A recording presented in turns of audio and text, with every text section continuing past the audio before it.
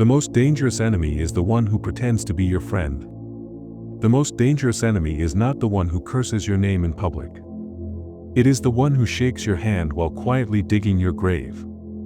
You expect hostility to look like rage, to sound like shouting, to come with warning. But the truth is much more terrifying. Some enemies do not oppose you. They support you. Some do not argue with your ideas. They agree with them. And while they nod and smile and stand by your side, they are studying you. Memorizing your fears, your hopes, your blind spots. Not to protect you, but to prepare for the day they can use it all against you. This is not a message about fear. This is a message about clarity. Because not everyone who dislikes you shows it. Some of the most dangerous people you will ever meet are the ones who want to see you fall, but need to get close first. They watch, they wait, and when the moment is right, they strike. Quietly. Efficiently. With precision. The Stoics warned against trusting appearances. They taught us to guard our inner peace with the same intensity we guard our possessions. Marcus Aurelius once walked among friends, commanders, and advisors, never forgetting that betrayal often comes with a handshake, not a sword. In this message, you will learn 5 signs that a person in your life does not just hate you. They are actively planning to destroy your progress, your reputation, or your sense of safety. These signs are not obvious. They are subtle. And if you ignore them, you will never see the betrayal coming until it is too late. If you are ready to protect your peace, sharpen your perception, and stand unshaken in a world full of hidden agendas, then take a moment to subscribe to Stoic Legacy.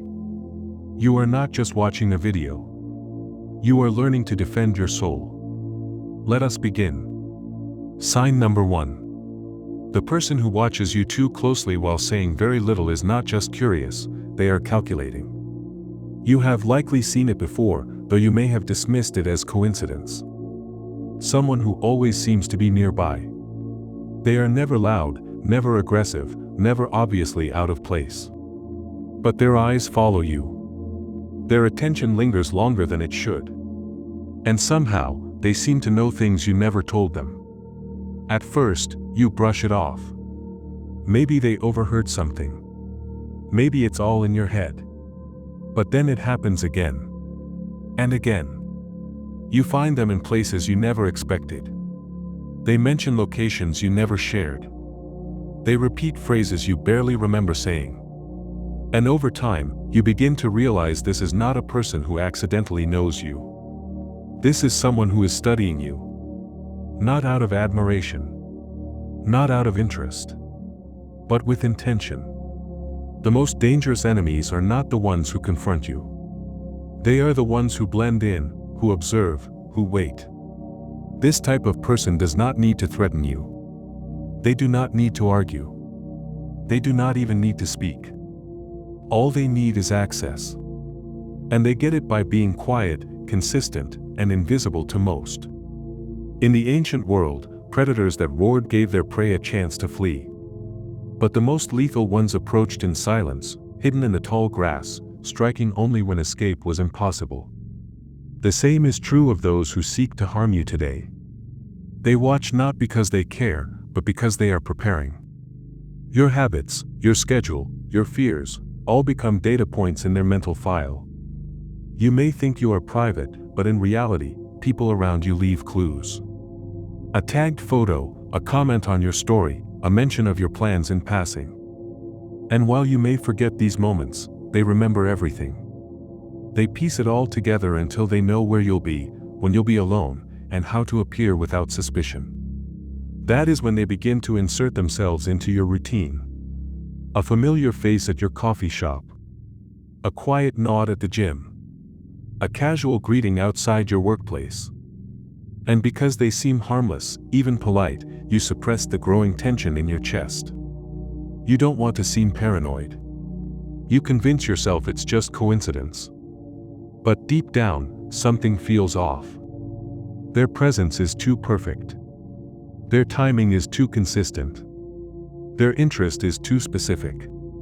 You feel it every time you lock eyes, every time they show up unannounced but unbothered, as if they belong there. That is no accident. That is a tactic. The Stoics taught that awareness without panic is power. Marcus Aurelius wrote that your mind becomes what you frequently dwell on. If you ignore what feels wrong long enough, you invite it deeper into your world. And in this case, what feels wrong is real. You are being studied. Not with cameras or microphones, but with patience and calculation. This is not obsession. It is strategy. The goal is simple. To learn you so well that when they strike, you will not be ready. To know your movements, your vulnerabilities, your escape routes. So how do you protect yourself? First, stop dismissing your instincts. If someone's presence makes you uneasy and that feeling persists, it is worth paying attention to. Second, observe the patterns. Who always seems to be where you are? Who shows up repeatedly without reason? Who knows things they shouldn't? And third, protect your information. Not everything you do needs to be shared, even casually. Guard your routines. Limit what others can piece together. Because the most dangerous predator is not the one who attacks in rage. It is the one who learns your every move while wearing a quiet smile. And when the moment is right, they will not roar. They will already be close enough to strike. Sign number 2. The person who subtly isolates you from others while pretending to protect you is not loyal, they are laying the foundation for betrayal. It does not start with a confrontation. It begins with a whisper. A passing comment about someone you trust. A suggestion that maybe your friends do not really understand you. A glance of concern when you mention someone else's name. At first, it seems like care. They tell you they are just looking out for you. That some people are not good for your energy. That not everyone deserves your loyalty. And because it sounds like concern, you start to believe it. You begin to pull away from others, not because you saw the problem, but because this one person made you feel like it was wise to do so. What you do not realize is that this is not protection. It is control. The most dangerous people often do not attack directly. They do not argue, they erode. They plant doubt in small doses until you no longer feel safe around the people who once lifted you up. And once you are isolated, once your support system has been quietly dismantled, that is when the damage begins. Because now, you have no witnesses.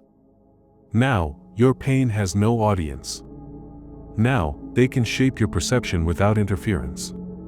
You begin to notice that others avoid you. That your reputation feels tarnished and you do not know why. Someone once close becomes distant. Another becomes cold. But there was no fight, no falling out, only silence. And that is the most dangerous kind of betrayal. Not the loud betrayal of conflict, but the slow poison of suggestion. The Stoics knew this well. Marcus Aurelius wrote that we must be mindful of what we allow into our minds, for what enters unchecked will shape how we see the world. And when someone begins to quietly distort how you see others, they are preparing to distort how you see yourself. This person will continue to present themselves as your greatest ally. They will say they are just being honest, just helping you see who is real and who is fake. But every word they speak moves you further from connection and deeper into dependency. You start to believe that only they understand you, only they support you, only they truly care. And that is when they begin to take more. More of your trust. More of your decisions. More of your identity.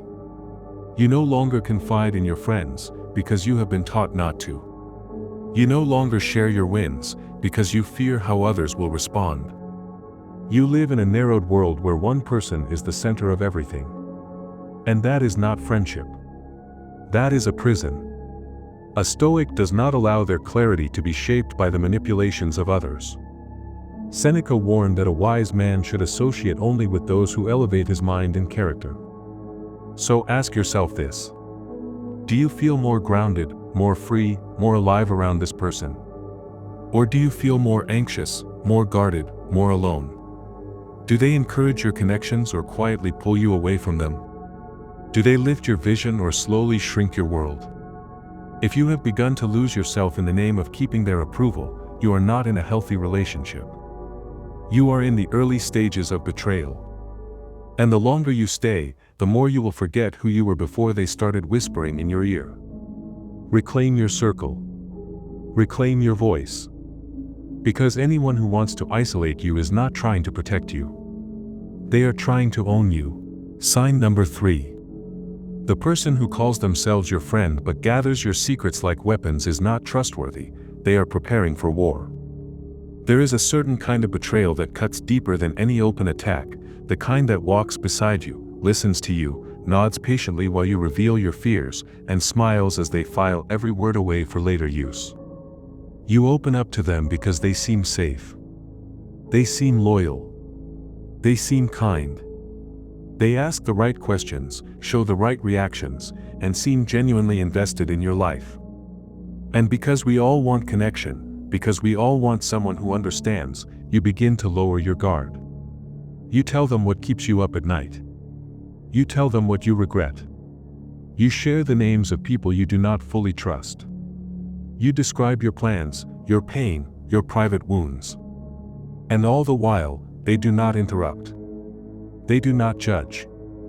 They do not push back. They absorb it all in silence. At first, it feels like closeness. Like real friendship. But over time, something shifts. You begin to notice small things being repeated. Words you said in confidence now echoed in the wrong room. A personal fear, once whispered, now used to undermine you in a subtle way. And when you try to trace the source, you realize that only one person knew. Only one person had access. The person you thought was your closest ally. This is not just betrayal. This is strategic positioning. The false friend does not need to argue with you. They simply collect your truth and wait for the right time to twist it. They build intimacy not for connection but for leverage. They earn your trust not to protect it but to break it when it suits them. The Stoics warned of this long before our time. Marcus Aurelius reminded himself to be cautious with those who speak sweetly, for charm is often the camouflage of danger. A real friend does not need your vulnerability to feel powerful. They hold it with respect. They guard it as if it were their own. But the one who stores your secrets like arrows does not intend to stand beside you. They intend to stand over you. And when the time comes, they will choose the most painful truth you ever gave them and use it as proof against you. You may hear them say, "I was just trying to help." Or "I thought it was for your own good." But the outcome is always the same. You feel exposed. You feel used. And worst of all, you feel like you betrayed yourself by trusting the wrong person.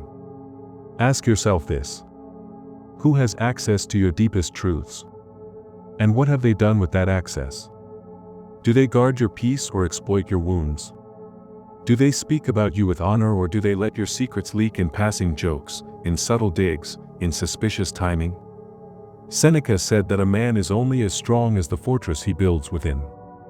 And that fortress begins with discretion. Not everyone deserves to know your fears.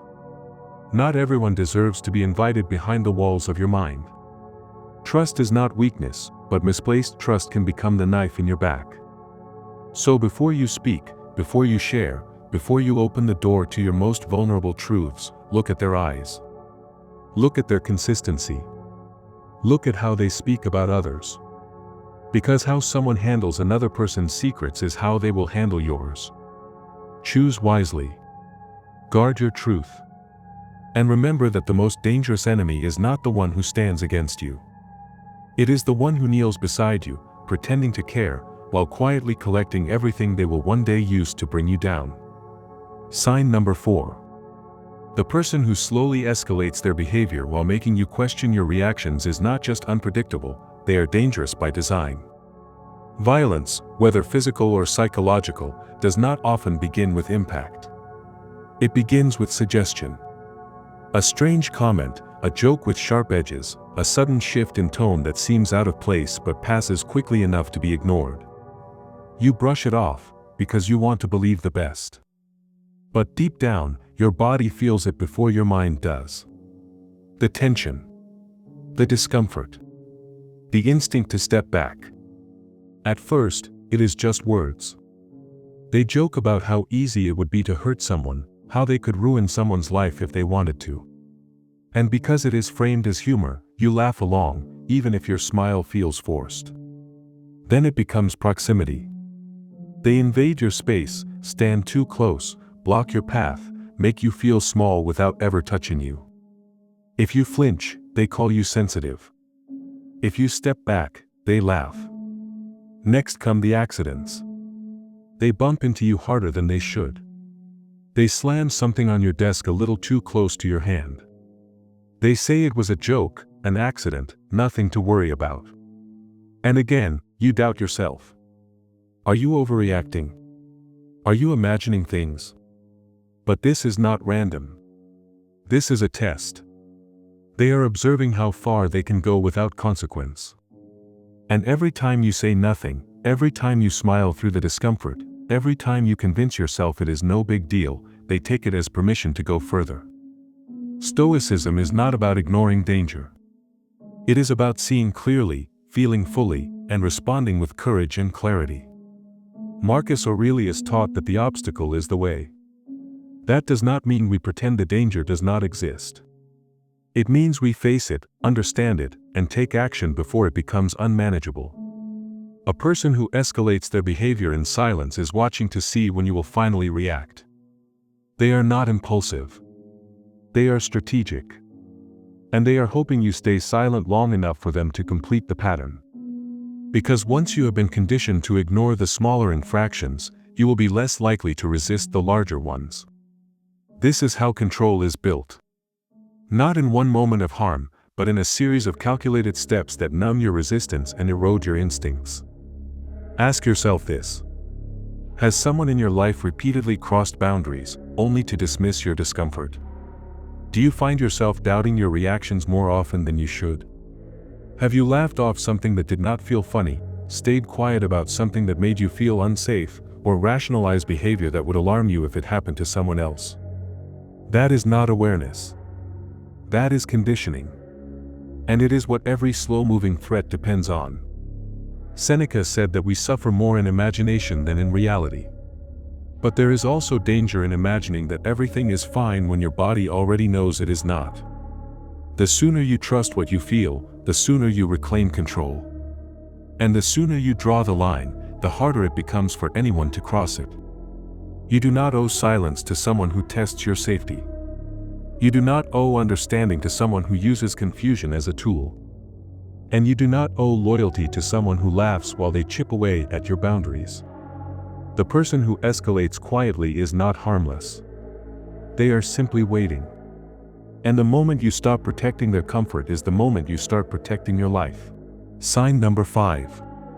The person who appears patient, supportive, and consistent while quietly preparing your downfall is not calm, they are calculating every step with precision. Not all enemies come charging in anger. The most dangerous ones do not speak loudly, act aggressively, or reveal their intent in haste. They smile. They listen. They wait. And while others may explode in frustration or reveal their envy too early, this kind of enemy plays the long game. They hide behind kindness, behind interest, behind a mask of harmlessness so convincing that even your instincts hesitate to sound the alarm. This person is the coworker who never competes, the friend who never disagrees, the one who always seems to be nearby but never too involved. You may even feel grateful for their presence, for how non-threatening they seem. But what you don't see is the silent collection happening in the background. Your words, your plans, your mistakes, your doubts. They are filing everything away like a strategist gathering intelligence. Not to help you. To use it against you when the moment is most vulnerable. The Stoics understood the danger of appearances. Marcus Aurelius warned that the soul becomes dyed with the color of its thoughts. And when someone spends years building a false identity, pretending to care, pretending to support you, they are not trying to become better. They are trying to become invisible. So when they strike, it will feel like betrayal not just from a friend, but from a part of yourself. This is the danger of the long game. It unfolds so slowly that you almost never recognize the pattern until it is too late. A private story you shared in confidence now reappears in the hands of someone who should never have known it. A promotion you were close to is suddenly derailed by a whisper you cannot trace. A plan you were excited about gets preempted by someone who never showed interest until now. And when you look back, the one person who was always close, always smiling, always listening, is now standing exactly where you were supposed to be. But they do not celebrate. They do not gloat. They act surprised. They tell you it was never their intention. They remind you that they were always there for you. And in a twisted way, they are right. They were always there. But not to help. To replace. This kind of enemy is the hardest to expose because they break nothing. They simply wait for you to leave something unguarded. And then they take it. The Stoics taught that what is outside your control must not disturb your peace. But what is inside your control, you must guard with vigilance. Trust is one of those things. Ask yourself who you have allowed close enough to know your every move. Who always seems just supportive enough, but never brings their own vision to the table. Who always asks questions but rarely shares their own path. A true ally shares in your purpose. A false one only studies it. Seneca said that a wise man should never rely on the promises of others, but only on the integrity of their character. And character is revealed not in their words, but in their patterns. Watch how people behave when you are not at your best. Watch what they do when your guard is down. Watch who smiles at your victories but never matches your effort. Because those who play the long game will never rush. They will never provoke. They will never warn you. But they will wait, patiently, quietly, until the door is left open. And when that moment comes, they will not hesitate to walk through it and take everything you never imagined you would lose. The most terrifying enemies are never the ones who shout. They are the ones who whisper. They do not charge into your life with fire. They blend in like shadows. Quiet, calm, patient. They shake your hand. They laugh at your jokes. They stand behind you in photos. And all the while, they are watching, waiting, planning. Most people never see them coming because we have been trained to only fear what is loud. But true danger often wears a mask that looks just like trust. The Stoics never taught us to live in fear. They taught us to live with clarity. And clarity begins by asking hard questions. Who is around me? Who truly supports me? Who has access to my thoughts, my habits, my heart? And more importantly, who would benefit if I failed? You do not need to live in suspicion. But you must live with awareness. When you know the signs, you no longer walk blindly into the traps of false allies. You stop apologizing for trusting your instincts. And you reclaim the power of choosing your circle with precision. If this message resonated with you, if even one of these signs reminded you of someone in your life, I want you to write this in the comments right now. I see clearly. Because that single act means the game is over. You are no longer asleep. You are no longer easy to reach. You are awake. And no one who truly wants to destroy you can thrive in the light of your awareness. If you want more lessons like this, more insights to protect your peace, sharpen your mind, and build an unshakable inner world, make sure to like this video and subscribe to Stoic Legacy. Let this message find others who are still walking beside the wrong people. Until next time, protect your mind, guard your energy, and choose your inner circle with ruthless care. Stay stoic and build your Stoic legacy.